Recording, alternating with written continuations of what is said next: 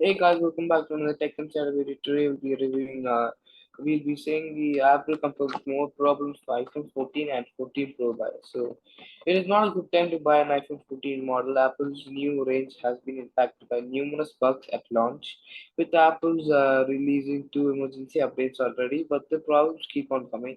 The latest issues impact CarPlay, phone calls, and data migration, and Apple has acknowledged two different bugs later.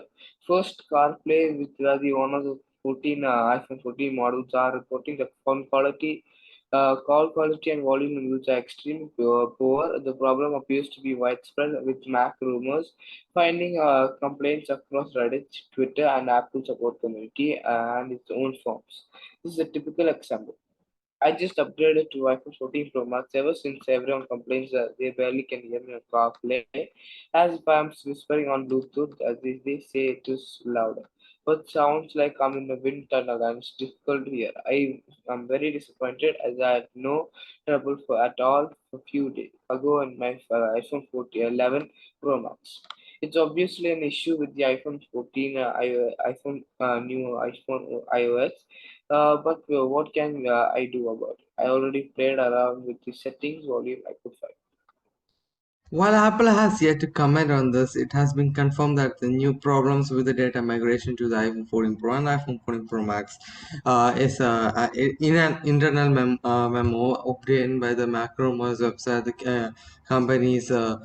company acknowledges that the iPhone 14 Pro models may freeze when owners transfer the data from an older iPhone. This happens in two different ways: using an iCloud restore or a data transferring use during the quick start process. Apple recommends that the owners restart their iPhones if the device are unresponsive for 5 minutes or more, and it's currently unknown whether any data may be damaged as a result of the restart or the initial freeze. And let's continue for last couple of problems.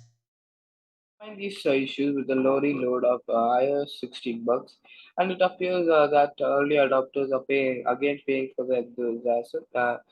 Two dedicated iOS 16 bug fixes that have already been released just 8 days after its arrival, and you can expect many more to follow. This is the end. Thanks for watching, supporting your channel, subscribing to the channel, and that's all. My name is John. Now, it's my channel. Bye. Bye.